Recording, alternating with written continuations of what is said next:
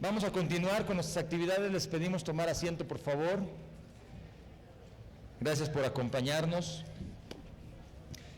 Recibimos algunas preguntas en la urna para dar inicio a este panel de límites y valores que los expertos de escuelaparapadres.com nos van a compartir, moderados por el doctor Alejandro Nagui. Vamos a presentar primero a Ana María Calvo. Bienvenida, Ana María, muchas gracias por acompañarnos hoy aquí. Los papás nos iremos integrando poco a poco. Ana María Calvo es maestra de Ciencias Sociales en secundaria y preparatoria en International School of Querétaro desde hace más de 10 años. Es licenciada en Ciencias de la Comunicación por el TEC de Monterrey y la Universidad de Cornell. Estudió el diplomado en Capacitación de Personal de Sistemas Educativos en el Aharon Ofri International Training Institute en Jerusalén, Israel.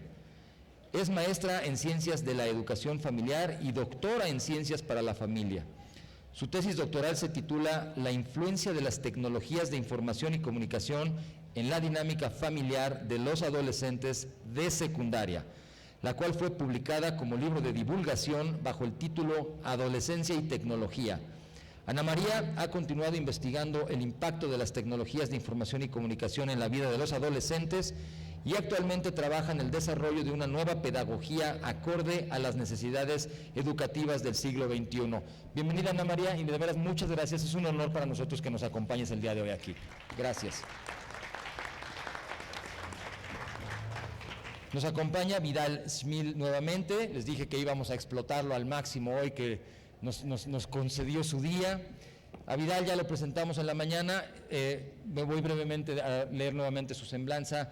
Pedagogo, especialista en desarrollo humano, conferencista desde 1984, autor del programa Familias que Aprenden, operado en el DIF de Hidalgo, autor del programa Red Familiar Mexiquense, productor y director de congresos internacionales Hogar y Escuela por la Paz y la Convivencia Social, y autor del libro que yo decía que debía considerarse como un libro de texto en todas las familias de nuestro país, Disciplina Inteligente, que tiene mucha de la información que compartió con nosotros hoy en la mañana. Director y editor de Producciones Educación Aplicada, ya todos tuvieron oportunidad de ir a conocer las ofertas que tiene para nosotros hoy aquí. Director y conductor del programa de televisión escuelaparapadres.com y colaborador permanente en Foro TV en el programa Respuesta Oportuna. Es los días viernes a las 12 del día. Ya salió del aire. Salió del aire, ok. Y director del sitio web escuelaparapadres.com, que divulga contenidos educativos de forma gratuita. Vidal, como te dije en la mañana, un gran gusto que colaboremos juntos en esta iniciativa. Muchas gracias por tu presencia también. Y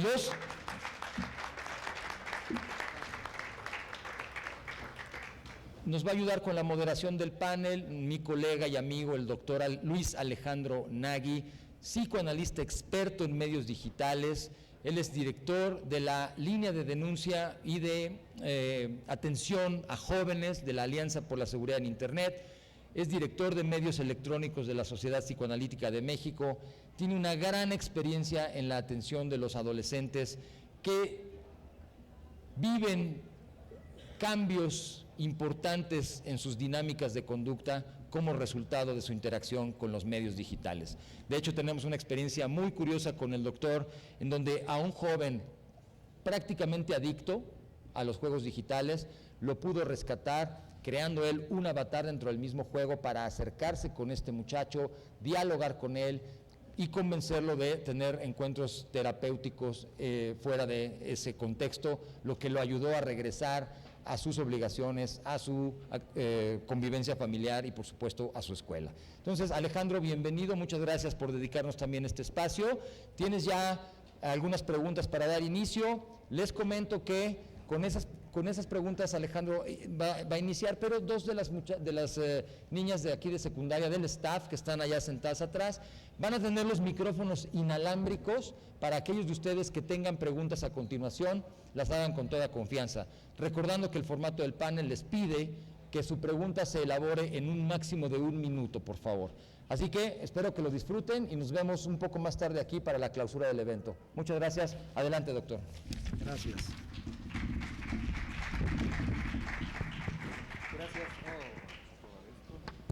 Gracias, muchas gracias, Armando. Bienvenidos, me da mucho gusto que estén aquí presentes acompañándonos en este foro. Es muy importante que aprovechemos a nuestros panelistas. Algo que faltó comentar, que no comentó Armando, pero que sí quiero comentarlo con mucho gusto, es que yo fui estudiante del Colegio Moderno Tepeyac, ¿verdad? Y prácticamente fue la primaria y la secundaria lo que estudié aquí. Entonces, para mí esto es una experiencia muy grata, es toda una regresión volver a ver el colegio, y me decía la directora que si lo veía como un museo o no, lo veo tan nuevo como siempre. Pero bueno, vamos a comenzar. Muchas gracias por acompañarnos, Ana María, muchas gracias, Vidal. Para mí es un verdadero placer estar aquí con ustedes. Y tenemos algunas preguntas que nos hicieron llegar a través de unos papeles que les dejamos aquí. Por supuesto que vamos a atender también las preguntas que ustedes quieran dirigirnos en vivo. Aprovechen, sáquenle jugo, por favor, a los panelistas. Entonces, vamos a comenzar con esta primera comunicación que nos llega. No voy a decir el nombre, pero sí digo lo que me comentan. Dice: soy médico, jefe de enseñanza, esto es muy importante, en un hospital. La relación médico-paciente se ha deteriorado, hay una deficiente comunicación y los avances tecnológicos han llevado a me dice aquí, a un notorio que a veces provoca la deshumanización de la medicina.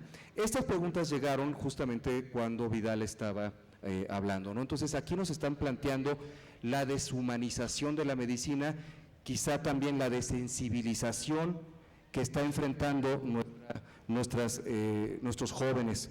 ¿Qué opinas de esto, Vidal? Bueno, en principio creo que la tecnología no es la que deshumaniza.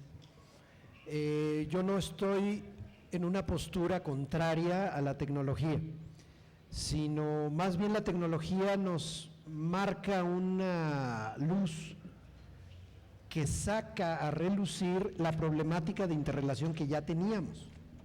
O sea, es como la cuestión de los límites en el hogar. ¿Cómo pongo límites al uso de Internet? De la misma manera que pones límites al horario de salida para una fiesta o para andar en bicicleta en la calle, de la misma manera. O sea, el problema de falta de límites en Internet está vinculado a la falta de límites en la relación en términos generales.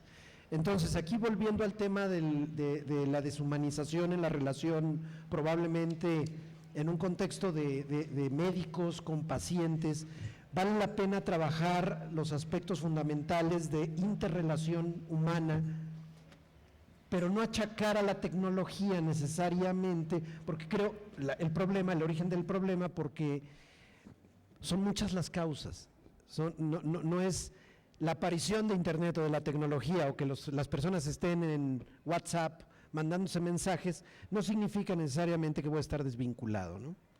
Gracias, Vidal. Ana María.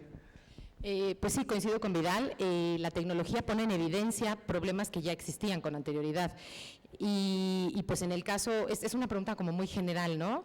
Sí. Habría que como que tener un poquito más de datos que exactamente a qué se refería, pero sí, definitivamente las relaciones humanas, no nada más la relación médico-paciente, están cambiando, pero la tecnología no está deteriorando las relaciones, está modificando cómo nos relacionamos y depende de nosotros y de los valores que tengamos el cómo vamos a usar la tecnología, si de manera constructiva y positiva para poder establecer contacto con personas que están lejos, pero sin dejar de mantener nuestras redes más importantes, que nuestras redes sociales más importantes no están en el ciberespacio, están en la vida real, ¿no? Con nuestra familia y nuestros amigos, ¿no? Que están en la vida real, no en Facebook. Bueno, nos señalan un mismo camino. La tecnología es neutral, la tecnología es un medio y creo que está en cada quien el darle un uso adecuado o no. La tecnología avanza más rápido que la capacidad emocional que tenemos para poder adaptarnos a la misma. Es por esto la importancia de estos paneles. Tengo aquí una pregunta muy interesante que nos hacen llegar ¿Es válido, y esta se la voy a dirigir a Ana María con la experiencia didáctica que tiene con estudiantes de secundaria y de preparatoria, ¿no? ¿Es válido desconectar internet a cierta hora? Pregunta un padre. ¿Es válido prohibir el uso del teléfono celular en la comida? No solo es válido, es necesario, es necesario. Los adolescentes de secundaria necesitan muchos límites para manejar la tecnología porque están aprendiendo a usarla. Y los padres, que somos proveedores de la tecnología, también tenemos que ser proveedores de una estructura de contención para que los adolescentes puedan aprender a usar la tecnología de manera responsable. No hay duda que son muy habilidosos en las cuestiones técnicas. Nos superan muchas veces a los papás y a los maestros en las cuestiones técnicas de manejar cómo abro aquí, cómo cierro allá, cómo logro bajar, subir el video, etcétera, ¿no? La situación no es esa. Están en el proceso del desarrollo del pensamiento crítico y el pensamiento ético para cuando, transitando hacia la edad adulta, cuando sean adultos ya verdaderamente logren usar estas herramientas tecnológicas con independencia y de manera responsable, ¿no? Es completamente necesario prohibir el uso de los teléfonos a la hora de comer, porque la comida familiar es uno de los espacios más importantes en donde se comparten pues todo lo que le ocurre a cada uno de los miembros de la familia, ¿no? De hecho, la comida es algo que se recomienda que no se pierda, es una costumbre familiar que si ya no se pueden juntar a la hora de comer, pues que se junten a la hora de cenar, pero que sí la familia tenga un espacio para compartir los alimentos una vez al día y platicar. Y si estás con la tecnología no puedes platicar, ¿no? Y también la de prohibir la tecnología a cierta hora, por supuesto. Un problema gravísimo hoy en día es que los adolescentes, la inmensa mayoría, no duermen las horas suficientes. Todos los adolescentes necesitan dormir por lo menos entre 8 y 9 horas todos los días, necesitan dormir mucho más que los niños pequeños y muchos papás creen que no es así, que los chiquitos tienen que dormir más y no, los adolescentes tienen que dormir más, entonces hay que apagar la tecnología. Muchas gracias, Ana María. Vidal, comentabas hace un momento sobre el WhatsApp y le podemos sumar el Facebook Messenger, el Viber, el Tango, el FaceTime, absolutamente todo tipo de tecnología que está en los móviles. ¿Qué opinas de esto, complementando la respuesta que nos da Ana María? Bueno, coincido al 100. Ya sé que hay ahorita algunos participantes que voltean así como diciendo, ¿ya ves? Te voy a quitar, voy a hacer, etcétera. Es real, hay una necesidad de contacto, de aprender a convivir en persona. No lo perdamos. Insisto, no se trata de prohibir la tecnología, satanizarla y decir que hay que evadirse de eso, es imposible, además sería un planteamiento absurdo. Pero hay que moderarse, solamente es un problema de moderación. Vayámonos a la virtud básica de la templanza. ¿Qué tanto puedo yo controlar un impulso para decir, no, ahorita no, porque voy a hacer otra cosa? Es templanza básica, es como aprender a beber. No se está diciendo que nunca se consuma alcohol, estamos diciendo aprende a beber. ¿Sí? Estamos hablando, no con el adolescente, con los adolescentes en particular, sí están en un proceso crítico de desarrollo y ahí sí es no. Hay momentos donde aplica cierto consumo o cierta cuestión de libertad que le vas a dar al niño y hay otros donde no se puede. Entonces definitivamente coincido al 100 y sí, debería haber una hora donde se recoge, se apagan celulares, etcétera, y a partir de cierta hora se devuelven, siempre y cuando haya reglas claras de uso. Si yo le regalo, imagínate que un papá le regala un auto a su hijo sin que él haya aprendido a conducir. Es absurdo. Bueno, de la misma manera, ¿por qué le voy a dar tecnología y acceso a internet sin que lo haya yo preparado para ello?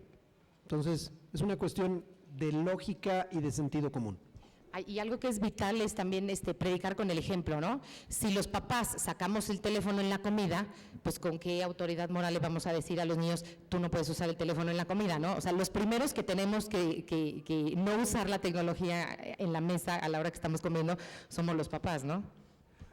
Bien, Armando, quiero hacer una... Nada más un anuncio.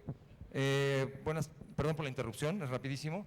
A la 1:30 todos los que vieron la película después de Lucía, que van a participar por sus escuelas en la sesión de discusión que vamos a tener, es en el salón primero C.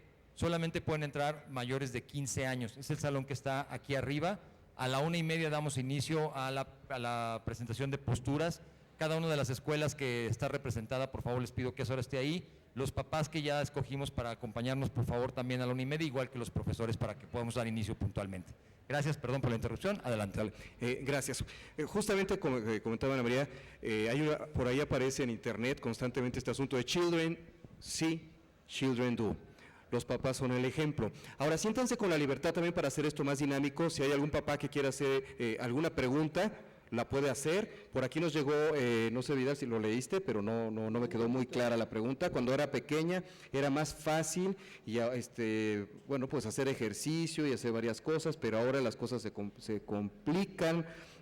Cómo mantener la confianza en mí, la comunicación. Es una pregunta que no alcancé a entender, pero si alguno de ustedes quiere participar, por favor, los invito a hacer preguntas. De otra manera, pues podemos continuar. Yo quiero preguntarle nuevamente a Ana María un poco más sobre el ejemplo que dan los papás en torno a las tecnologías de comunicación y cómo podemos nosotros como padres, de alguna manera, amortiguar estos efectos nocivos que están apareciendo en nuestras generaciones. Ana María.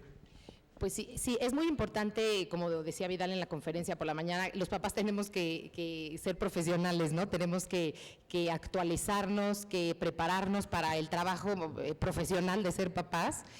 Y parte de ese trabajo profesional es actualizarnos en el uso de la tecnología.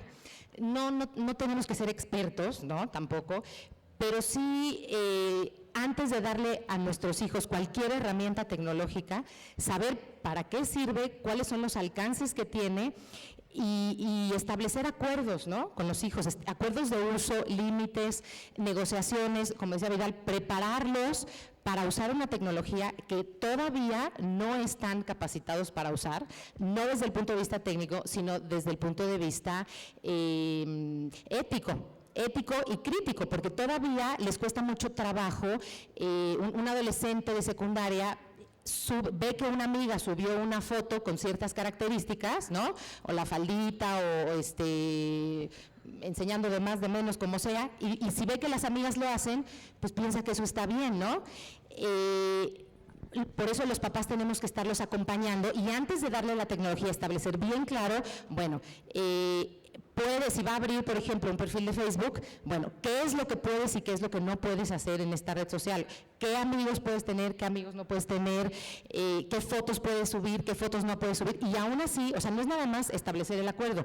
Una vez que empiezan ya a usar la tecnología con el acuerdo, constantemente estar supervisando, acompañando, muy bien, vas bien, no, por aquí no, marcando, no, mira, esta foto no, esta foto sí, pero de manera negociada, platicada, dialogada, o sea, de manera que los chicos vean en sus papás, pues, aliados, ¿no? Aliados que están ahí para ayudarles, para protegerles, para acompañarlos y pues, y se vale, ¿no?, también juntos aprender muchas cosas, ¿no?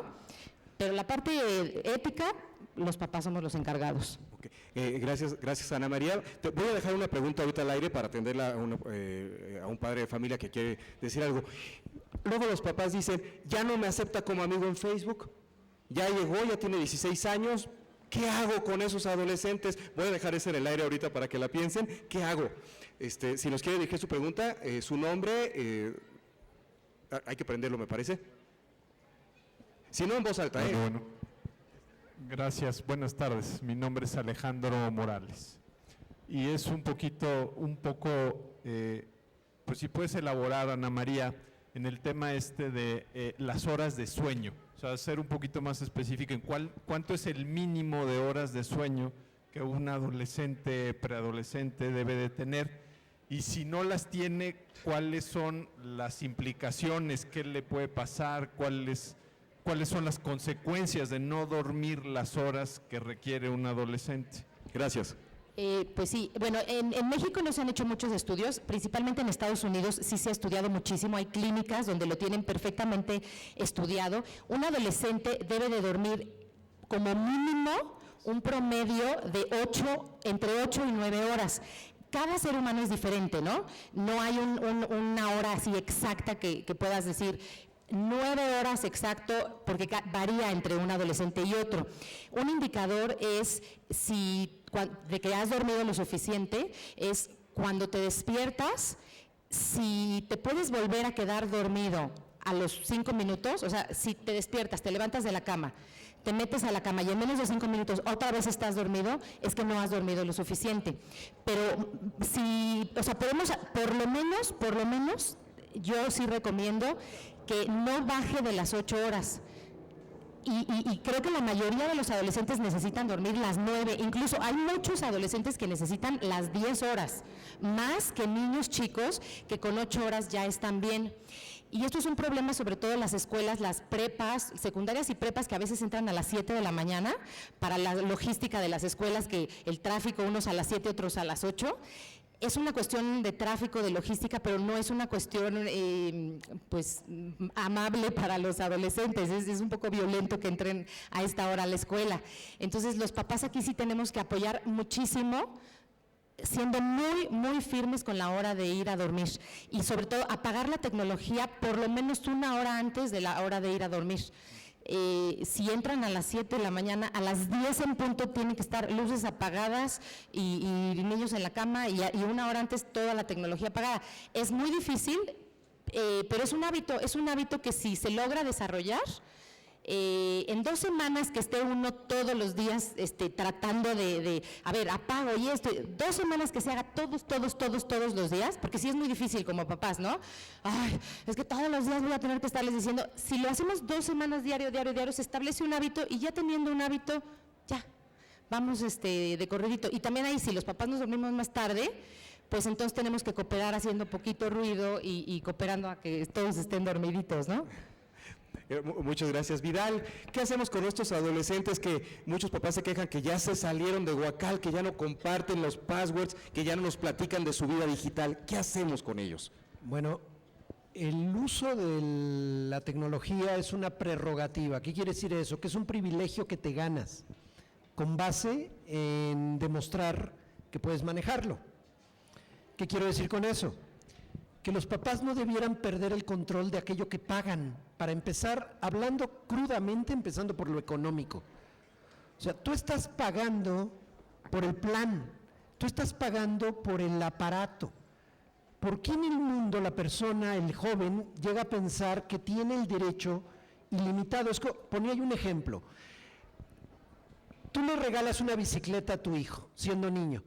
¿Por eso tiene derecho a andar en bicicleta a las 3 de la mañana por la calle? No, ¿verdad? Y no pierde la propiedad de la bicicleta, sigue siendo su bicicleta, pero no la puede usar a las 3 de la mañana. De la misma manera es con el teléfono.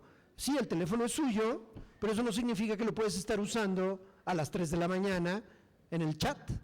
No puede, por la cuestión de sueño y por diversas implicaciones. No me das el password, pierdes el privilegio directo del plan que yo estoy pagando. O sea, hay una supervisión y hay una cuestión de cercanía inevitable. Yo sé que este discurso que estamos mencionando ahorita para los adolescentes aquí presentes han de decir fatal, mal, pero la verdad es que es necesario. No te estamos diciendo que no uses tecnología, solamente que aprendas a usarla en un horario y de una manera que no te afecte. Los que estuvieron en la plática en la mañana, que no te hagas a ti mismo eso en el flujo cero, daño, y no exponerte a que otros te puedan hacer daño. Entonces, contestando específicamente los padres tenemos el poder de dar o no el privilegio del uso del aparato y del plan de navegación. De hecho, ya si me empujas tantito más, a nivel secundaria debería, en todo caso, el joven o la joven tener un celular, pero no navegación, a nivel secundaria. Tal vez preparatoria pudieras empezar y con cierta restricción.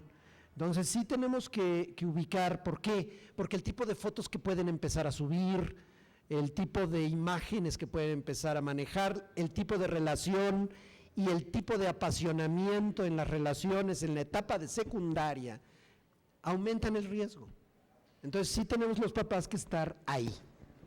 Sí, muchas gracias, Vidal. ¿Algún otro padre de familia tiene una pregunta que hacer? Bueno, muy bien, nada más quiero comentar algo que dijo Vidal, que es muy importante y que quiero que lo sepan los papás.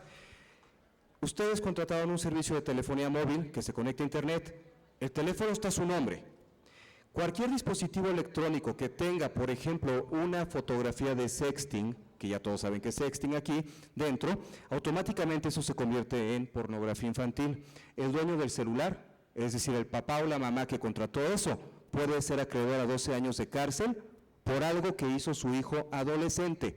Esto no lo saben los adolescentes y muchos papás tampoco, pero son los riesgos legales que existen y que más vale que empezamos a abrir los ojos. Todavía nadie ha caído en una situación así en México, pero todos los abogados dicen, sí, se puede perseguir. Señora, por favor. Bueno, mi nombre es María Rosenda Zárate y mi duda es respecto al comentario que dice el doctor Smith Vidal de la supervisión. En este caso, mis hijas tienen actividades después de la escuela, se quedaron en un tiempo a una actividad en la escuela de robótica y la escolta y cosas así.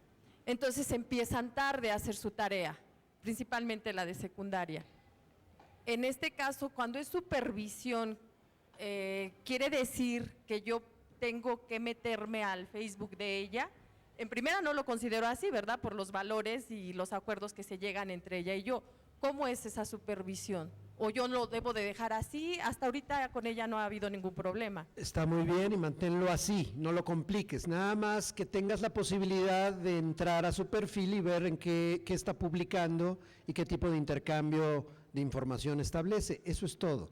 No es de que seas un policía cibernético, pero sí saber en qué anda y qué intereses tiene y por dónde está. O sea, sí hay aplicaciones y cuentas a las que vas a tener que tener acceso y de pronto no es que te metas sin que ella se dé cuenta, también que ella te pueda mostrar lo que está haciendo y ver, tú lo mides también en la relación que tienes, o sea, qué actitud toma, se pone nerviosa, no quiere mostrarte algo, te arrebata el celular, evidentemente hay elementos que estarían fuera de contexto o que son riesgosos. Es ese tipo de supervisión ligera, pero continua. Y tampoco tiene que ser diaria, pero sí hay un elemento de periodicidad que debes de considerar con base en el tipo de actividad que cada hijo tiene. Ana María, justamente, pensando en este tema de la intimidad, yo sé que a muchos papás la intimidad de sus hijos nos intimida porque no sabemos en qué momento tenemos que comenzar a respetárselo. Tú trabajas con secundaria y preparatoria, ¿cuándo? ¿Cuándo tenemos que comenzar como papás a soltarlos y a entender que ya están creciendo y que tienen derecho a esa intimidad? Porque eso es lo que reclama el adolescente. ¿Por qué te metes en mi red social? ¿Por qué? ¿Por qué? ¿Por qué? Bueno, ¿qué les respondemos? Bueno, en primer lugar, una red social es un lugar público, ¿no? Entonces, es un lugar público, entonces ahí no podemos hablar de privacidad, porque es público, y si tienen 1,500 amigos, pues ahí no hay privacidad, ¿no? Es algo público. Entonces, yo en secundaria recomiendo muchísimo la supervisión, porque los adolescentes, como mencioné, no miden lo que ponen, y ponen cosas muy, muy incorrectas. Hice una investigación exhaustiva, estuve 3 meses metida ahí, tenía 150 amiguitos adolescentes que me permitieron observarlos, ¿no? Y es una investigación muy interesante en donde salieron muchísimas cosas, realmente pues bastante escandalizadoras, de lo cual yo derivé esta conclusión. Es fundamental la supervisión de los papás a los hijos usando las redes sociales porque son lugares públicos. ¿Y cómo puede ser esta supervisión? Precisamente por esta cuestión que mencionas, que ellos necesitan también sentir que hay un respeto a su privacidad, ¿no? Hay 2 opciones posibles. Una es, me aceptas como amigo en Facebook y entonces yo así tengo oportunidad de ver tu muro, de ver las fotos que pones, de ver lo mismo que cualquiera de tus amigos puede ver, porque es algo público.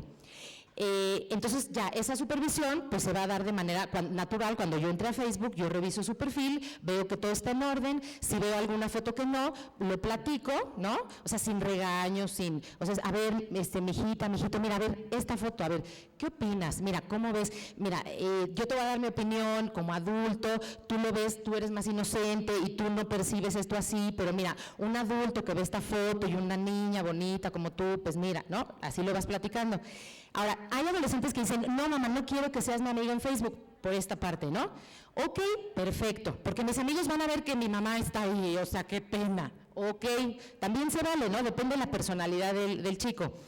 Pero entonces tú le dices, bueno, está bien, entonces lo revisamos juntos de vez en cuando. Puedes empezar con una vez a la semana, después una vez a la quincena, o sea, poco a poco, pero sí revisarlo y él tiene que aceptar que lo vas a revisar. Entonces te sientas con el chico, a ver, vamos a revisar tu perfil de Facebook, vamos a revisar que todo esté en orden, te sientas con él y a ver, contactos, 700 amigos, a ver, ¿de dónde conoces a los 700? Sí le tienes que dedicar, te tienes que sentar un par de horas a ¿no lo conoces? Quítalo, ¿no lo conoces? ¿De dónde? Sí, es primo del amigo, ok, va en tal colegio, sí, todo esto es primero A, primero B, primero C, o sea, sí pueden conocer 500 amigos, ¿no? Pero te tienes que asegurar que así sea. Y sí tienes que revisar, y ellos tienen que verlo de manera, que es parte de, no es invasión a su privacidad. Obviamente sus mensajes privados, esos no los vas a revisar porque son privados, porque solamente él y la persona a la que se lo mandó lo pueden ver, entonces sí estás respetando su privacidad, ¿no? Muchas gracias. ¿Hay una pregunta?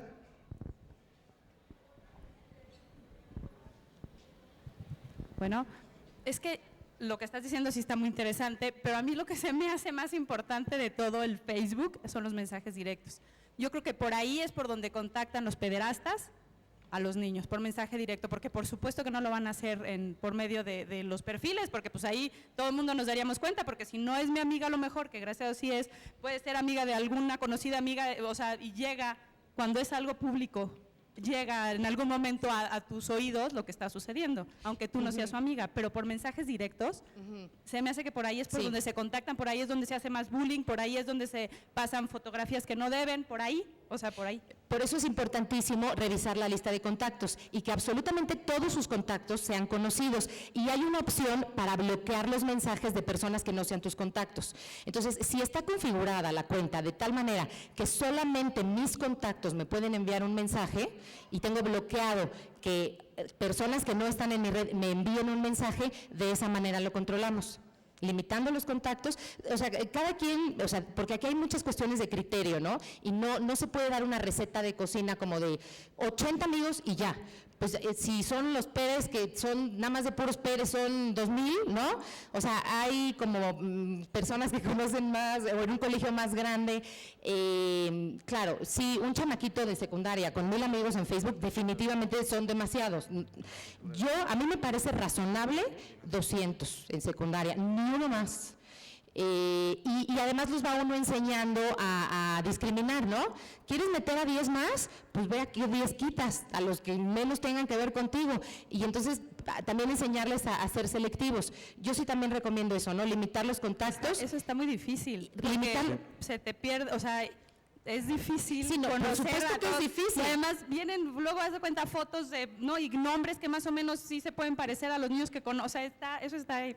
Y hay que enseñarles a que revisen, no porque conozcan al amigo, porque es muy fácil dar de alta la foto de un amigo, o sea, un pederasta puede meterse a un colegio, ver en el periódico, en muchas partes, y decir, Chuchito Pérez estudia en este colegio, da de alta el perfil de Chuchito Pérez con la foto de Chuchito y empieza a agregar, pero los niños enseguida se dan cuenta que es una foto falsa porque tiene pocas interacciones, porque no tiene fotos, porque, sí. O sea, es fácil detectar que es una cuenta falsa, que la acaban de hacer y que agregó a todos al mismo tiempo y pues que no es real la interacción que está teniendo. De hecho, yo hice un ejercicio bien interesante en mi investigación, hice eso precisamente, di el perfil de alta falso con un nombre real de alguien que ellos conocían, los agregué a todos, el 75% de ellos me aceptaron.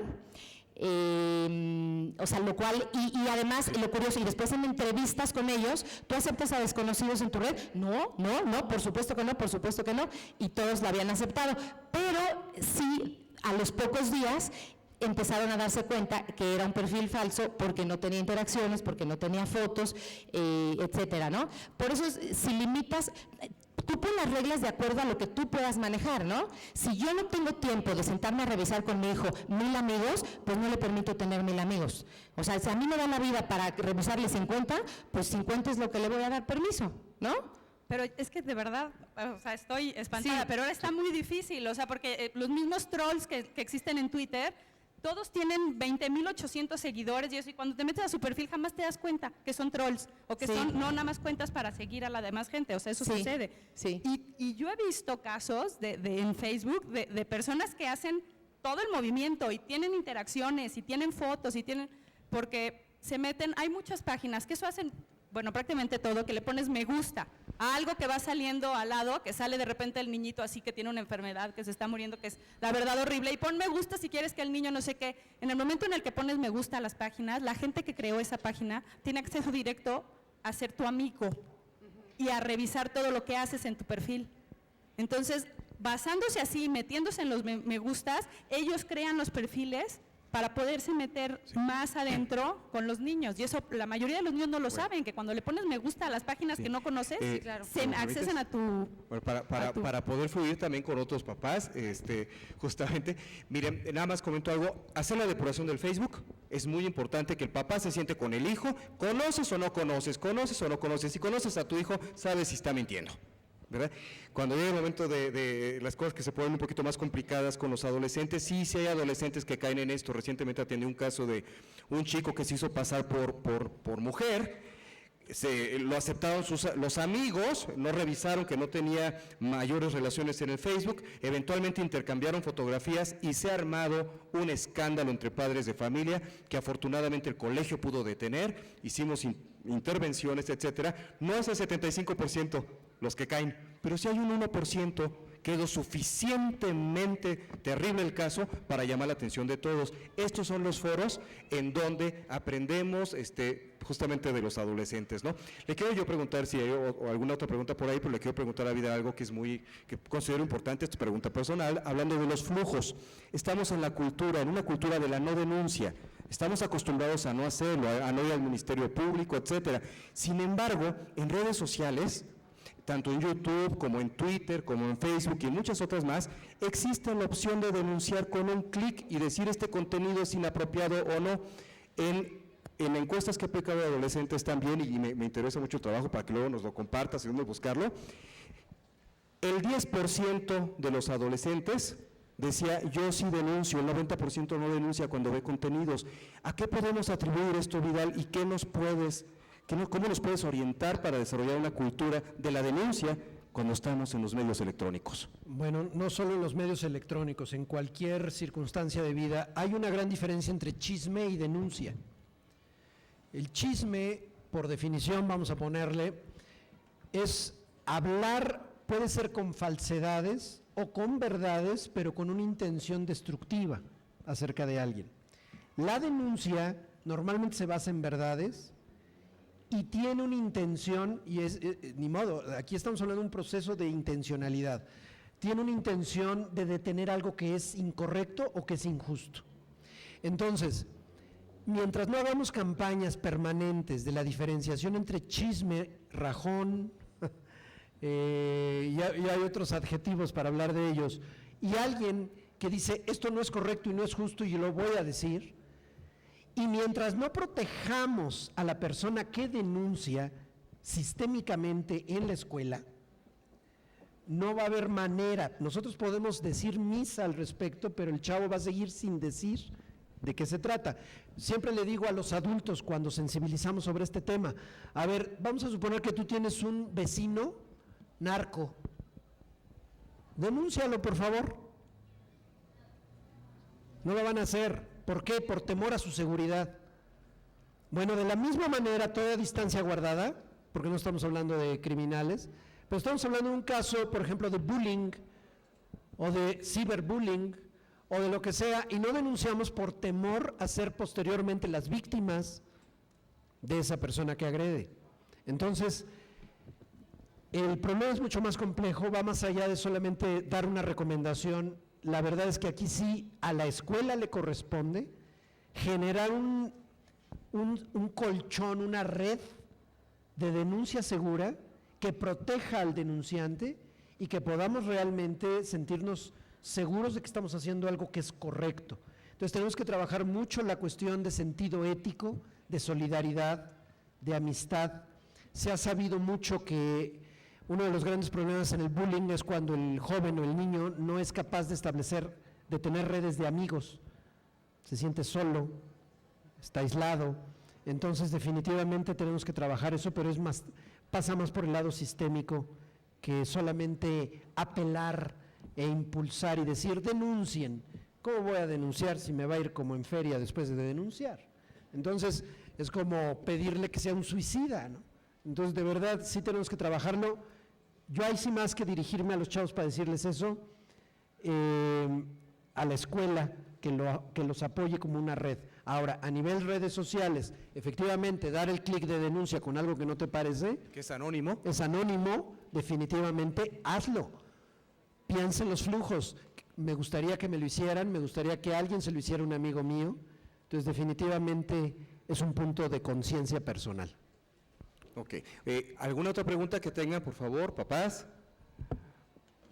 No, todavía no. Bueno, por ahí me llegó una a través de Facebook, de la página de la Alianza por la Seguridad en Internet, que tenemos una página ahí. Hay una pregunta ya, si le van acercando el micrófono, por favor. Acá, ¿dónde están? Muy bien.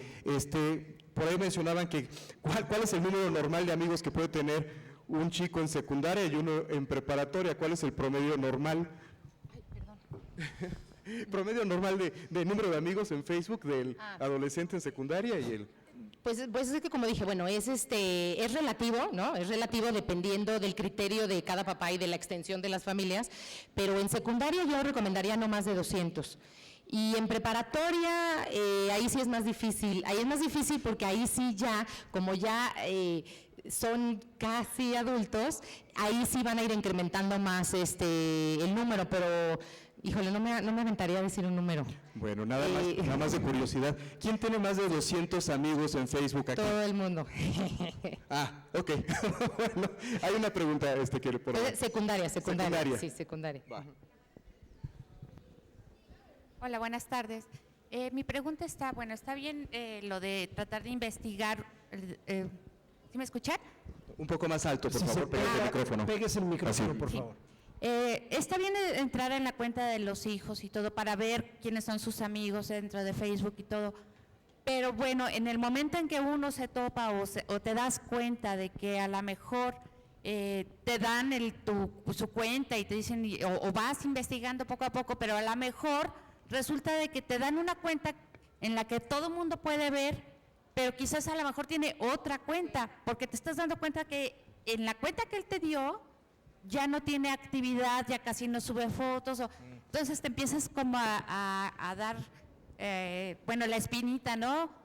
A lo mejor tiene otra cuenta donde ya está viendo otras cosas, o también en sus conversaciones privadas del inbox, que a lo mejor ahí no puedes entrar a ver qué es lo que están conversando con otras personas, ¿no? ¿Ahí qué puedes hacer? Pues lo acabas de decir, o sea, en el momento en el que detectas que hay una cuenta espejo, es momento de sentarse a hablar, ¿no?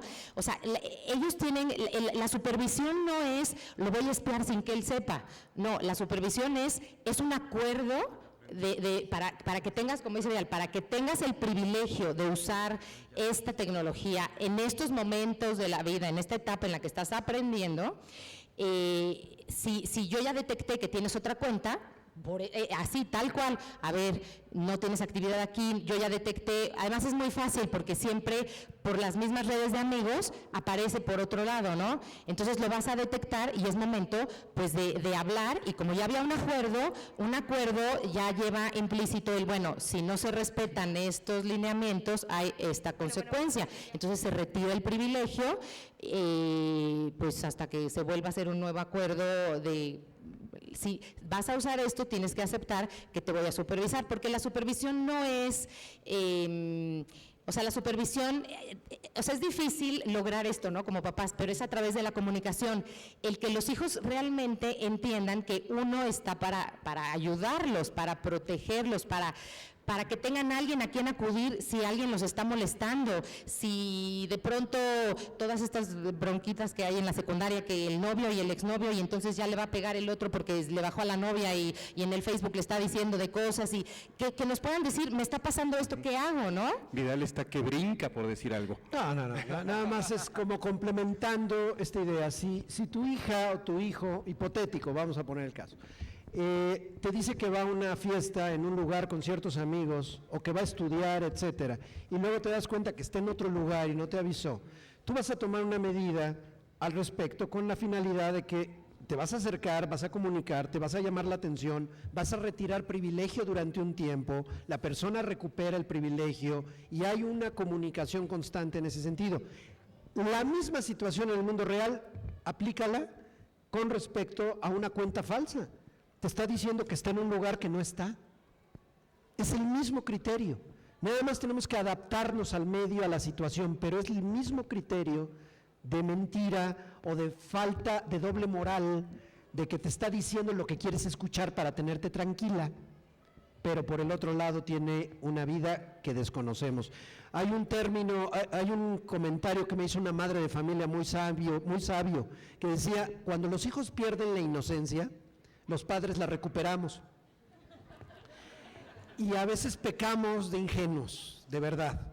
Vale, no, tampoco quiero que salgan de aquí sospechando y viendo a su hija como la que tiene una doble moral y una doble vida, no en lo absoluto, pero tampoco caigamos en la ingenuidad de que son incapaces de hacer algo que está mal. Entonces, ese tipo de situación la manejas igual que cuando te miente por alguna otra razón o para alguna otra cuestión. Igualito.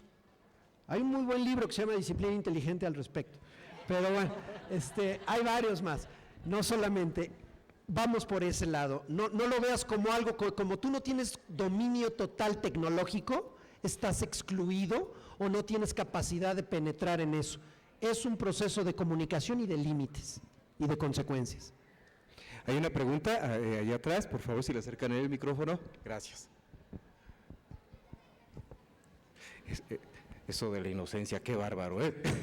Buenas tardes, mi nombre es José Antonio de León y yo veo que mis hijos, tengo 5, cada vez utilizan un lenguaje, particularmente en inglés, muy grosero.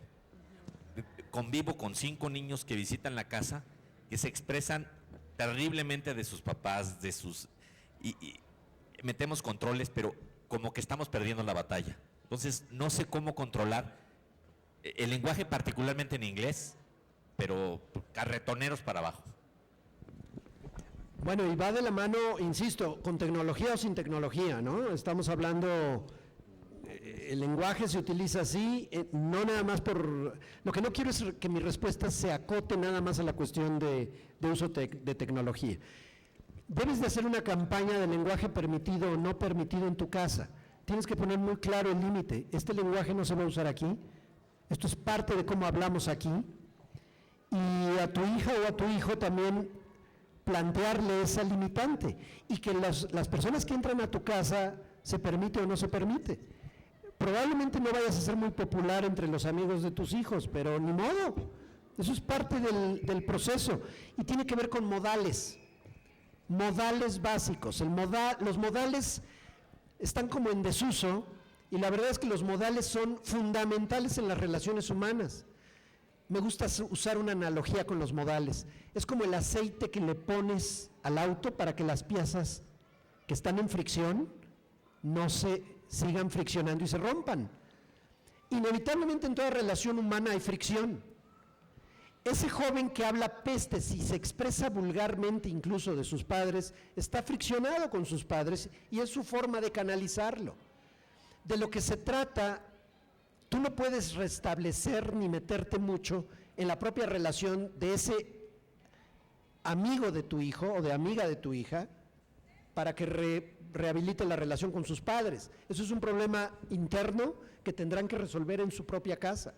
Pero lo que sí tú puedes poner es la moderación en la forma de relación y de interacción a través del lenguaje. Entonces, es una campaña a través del ejemplo también, por supuesto, del tipo de lenguaje que se puede utilizar en el espacio que tú puedes controlar. Si hablan como carretoneros en otro espacio, no vas a poder hacer absolutamente nada. Dejémonos de fantasías, también hay que reconocer donde ya no vas a poder. Ahora, el hábito que tú vas a generar con una restricción de ese tipo en tu casa, pues va a hacer que tu hija o tu hijo puedan ir moderando su propio lenguaje según el momento y el entorno donde se estén desarrollando o desenvolviendo. Oye, hay 4 preguntas que trae el público en este momento, 4 padres de familia, los tengo localizados, así, 1, 2, 3, 4, con eso, porque como siempre pasa, al final vienen todas las preguntas, ¿verdad? Señalabas la disociación fundamental que existe entre justamente lo que escriben los chicos en el Twitter o lo que están haciendo con las tareas. Sí, está en nosotros en regresar esta disociación y volverla, no perder la inocencia nuevamente, ¿verdad? Pero bueno, la pregunta, ya te da el micrófono, ¿verdad? Adelante.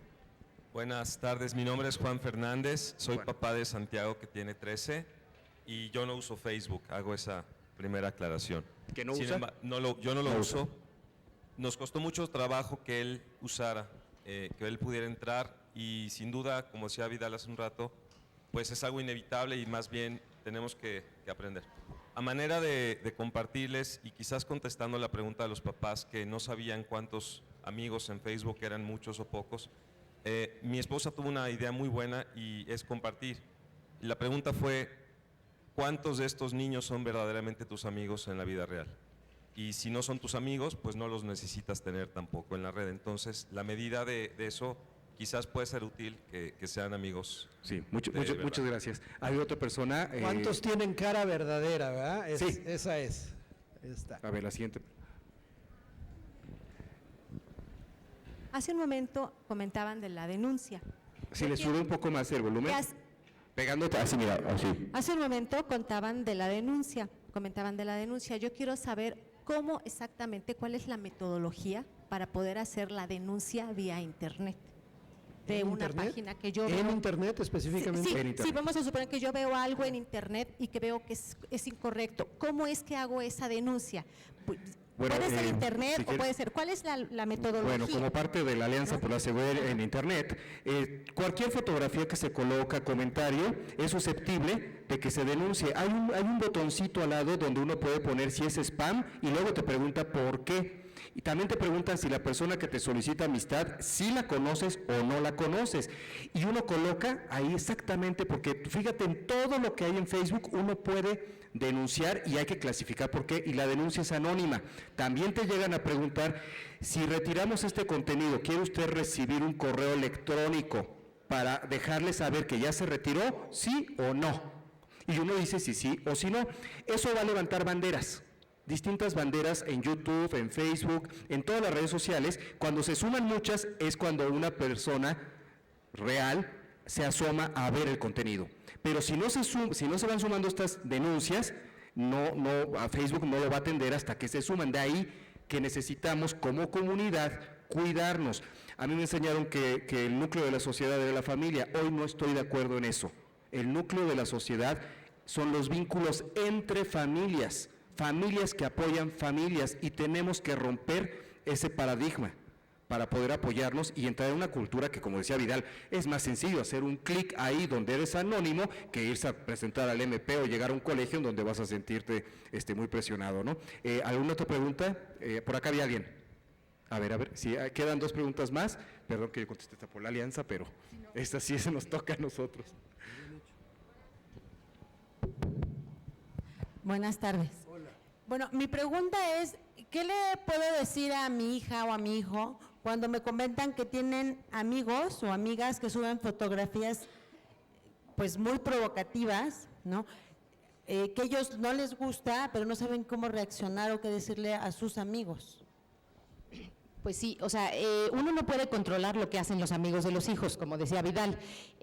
Uno puede enseñarle a los hijos los valores de la familia y uno puede hablar con los hijos, esto está permitido, esto no, este tipo de fotos, y en secundaria se da mucho, sobre todo con las niñas, que lo hacen muy inocentemente, o sea, realmente no están midiendo, ellas se juntan a tomarse fotos, a probarse toda su ropita, y se abren la blusita, y mira qué padre se ve el brasiercito del color, y mira qué padre si me levanto la falda, y mira qué padre si me jalo el calzoncito. Lo hacen de verdad con mucha inocencia, Y por eso insisto en que es necesaria la supervisión, porque todavía no saben, necesitan que un adulto se siente y les diga, no, amiguita, ¿cómo crees? No, ni se te ocurra, ¿no? Entonces, esas amiguitas, esos amiguitos que están subiendo esas fotos, no están teniendo la supervisión de sus papás. Probablemente, si la mamá de esa niña lo viera, diría qué barbaridad, ¿no? Pero no lo está viendo. Entonces, uno solo puede hablar con los hijos, no puede uno meterse con los hijos de los demás. Y entonces tú le explicas a tu hija, esto está mal. Tú, o sea, si tú subes una foto igual que esta, bueno, ella te lo está diciendo, ¿no? Me está incomodando esta foto. Entonces, ella puede, si es su amiga, ella puede hablar con su amiga, ¿no? Oye, mira, ¿cómo ves esta foto? Pues yo creo que sí o que no, y si de plano, pues, o sea, también ella tiene esa libertad de quitar y poner a sus amigos, ¿no? Si se está juntando con gente que le está incomodando, pues que busque otras amistades. Ahí es el punto de asertividad, aprender a decir no, aunque sea tu amigo, y que las personas que te presionan a hacer o a ver algo que no quieres para mantener la amistad, en realidad no son tus amigos. Entonces, pero eso tiene que darse cuenta, es un proceso gradual, no porque tú se lo digas de inmediato, lo va a asumir. Vale la pena que lo plantees, pero que sí le quede muy claro que hay un término hay un límite en las relaciones, por más amistosas que sean. Hay una frontera que no puede pasar y que tiene que aprender a ponerlo. Eso va a ser una lección muy importante para cuando sea adulto también, ¿no? ¿Cuántos adultos no somos capaces de ponerle límites a alguien, familiar o amigo, disque amigo, y tenemos una serie de consecuencias nefastas, ¿no? Sí, hay una cuarta pregunta que también, ahí está. Hola, yo soy Carmen Silveira. Mi duda es esta. ¿Cómo ya detectaste que hay un amiguito por ahí que no es viable para tu hija? Se elimina del Facebook.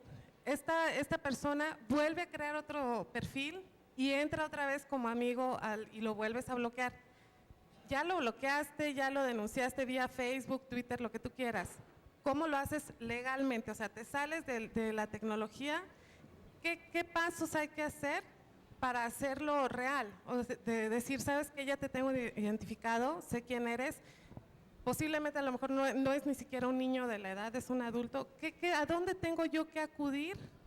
¿Qué vía legal a la que tengo yo que acudir para poder hacer esa denuncia? Bueno, ese tipo de denuncias se pueden meter a la página de la Alianza por la Seguridad en Internet. Ahí tanto tenemos línea de denuncia cuando están buscando consultoría en términos de tecnología, en términos legales, en términos emocionales. Entonces pueden hacer llegarlas a través de la página y con mucho gusto todo eso se desahoga y llega con los expertos y se les responde. Había otra pregunta ahí atrás, me parece. Sí, ahí está. Ok, entonces por favor no dejen de visitar la página de la Alianza. Eso es precisamente nuestro trabajo.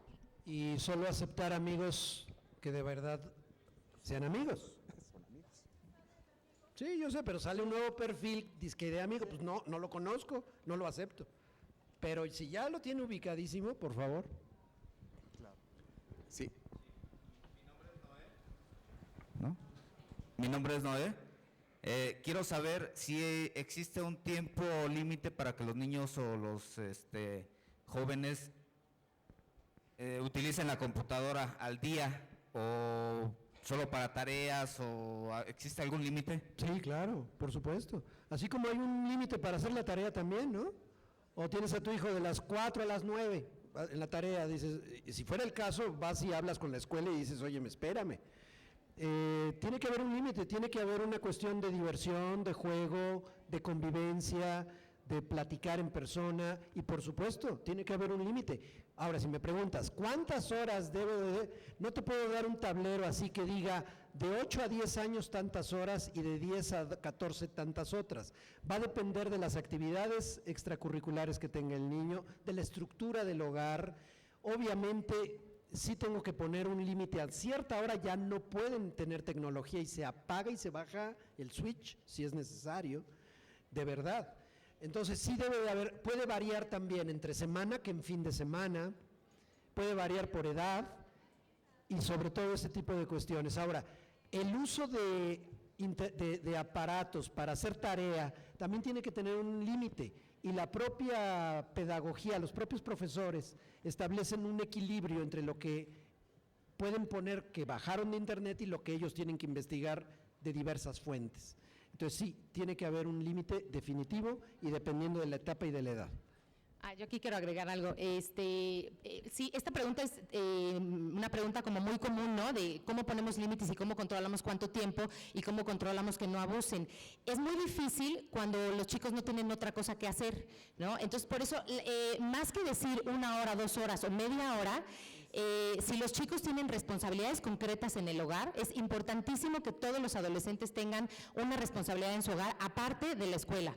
Eso de que lo único que tienes que hacer en la vida es estudiar, pues la verdad no lo recomiendo, porque ahí es en donde se dan, es que llevo 5 horas haciendo la tarea, y no es cierto, nunca están 5 horas en internet haciendo la tarea, están haciendo otras cosas. Entonces, si de manera natural tienen responsabilidades concretas en el hogar, o sea, que el perro, que el pasto, que tu cuarto, tu cama, tu ropa, lo que sea, cada hogar sabrá cómo organizarse, y que además tengan actividades deportivas, extracurriculares, etcétera. Si ellos tienen otras cosas que hacer, de manera natural no van a abusar del uso de la tecnología. No van a abusar, no. Abusar, sí.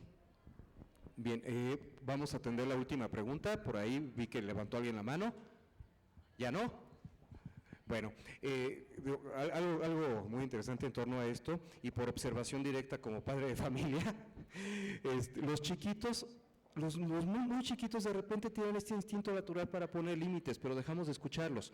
Si cuando entran con las tecnologías de repente los sueltan, pero a veces los papás no nos damos cuenta de ese pequeño momento en el que están mostrando esta autorregulación. Yo lo vi con mis hijas y me daba cuenta cuando se cansaba el jueguito y soltaba, y si soltaba había que respetar eso.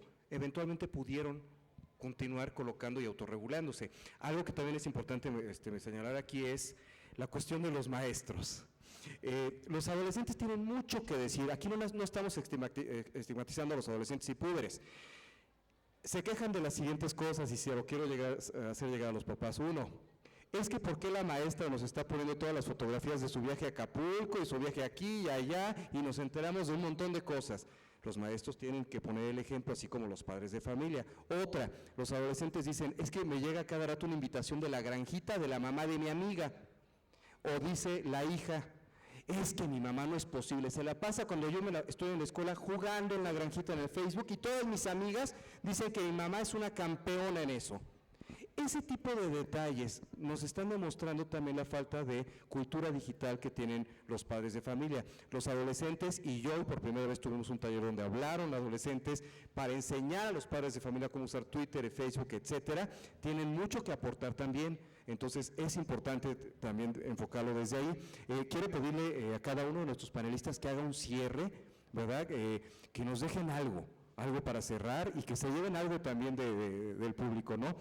Ana María, ¿quieres cerrar tu ponencia con algo? Bueno, pues sí, quiero retomar algo que dijiste que se me hizo muy interesante, lo de familias haciendo comunidad con familias.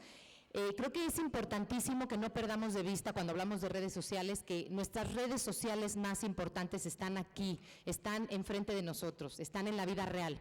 El ciberespacio es complementario, es una herramienta maravillosa para complementar nuestras relaciones sociales, pero no para sustituirlas. Y por eso es muy importante que los papás nos actualicemos, nos eduquemos y seamos ejemplo de buen uso de las tecnologías, que los papás seamos los primeros que utilicemos de manera ética, de manera responsable y constructiva la tecnología, y así nuestros hijos van a aprender de nuestro ejemplo. Y las familias, los papás, algo que está sucediendo mucho es, estamos dejando de comunicarnos entre nosotros, sí, un poco por la tecnología, porque ya no vamos a recoger a nuestro hijo, ya no nos bajamos, tocamos el timbre, saludamos a la mamá, ¿cómo estás? ¿Qué tal? Yo, mira, mi hijo, tu hijo. Ya le hablamos al niño por el celular y ya voy en la esquina, date la vuelta, salte, te recojo, y entonces estamos perdiendo esta comunicación entre nosotros, y sí es muy importante que hagamos esta conciencia y que utilicemos la tecnología para el potencial positivo que tiene, y que utilicemos Internet con valores. Gracias, Ana María Vidal. Por último, y reiterando un poco, Los límites, las consecuencias, lo que tú aplicas en el mundo real es aplicable en el mundo digital. Mamás y papás, no por ser ignorantes tecnológicamente hablando, renuncien al límite que tienen que poner en el comportamiento y en la formación ética de sus hijos. En que no sepas abrir tu cuenta de Facebook o configurar todos los aspectos de seguridad allí, no te quita ninguna responsabilidad con respecto a los límites que tienes que establecer con tu hijo. Eso es un punto que lo he oído frecuentemente, por eso lo menciono y quiero rescatarlo. El no conocer tecnológicamente el asunto se resuelve asesorándote por alguien que sabe, pero el hecho de poner el límite al consumo, al número de horas, a la restricción, a las cuestiones de seguridad, a mostrarme desnudo o no en Facebook o en vivo, no hay diferencia alguna. Tengo que poner ese límite de todas maneras. Y tengo que encontrar la manera para que tecnológicamente nos asesoren para saber cómo llegar al lugar donde está ocurriendo las cosas negativas y saber que hay que poner esos límites. Entonces, mamás y papás, no saber de tecnología no es justificante para no actuar, para poner límites y para la formación ética. Lo mismo que aplica afuera, aplica dentro del entorno digital. Muchas gracias, Vidal, y a nombre de la Alianza por Asegurar Internet, bueno, pues damos por terminado este panel, porque hay muchas cosas más todavía, el panel Civismo Digital, Vive Internet con Valores. Un aplauso, por favor, para nuestros panelistas. Ok, y esperemos que sigan participando con nosotros. Es un verdadero placer haber compartido este panel con ustedes. Gracias al público por sus preguntas y su participación. Un aplauso también para los padres y hijos que están aquí, por favor.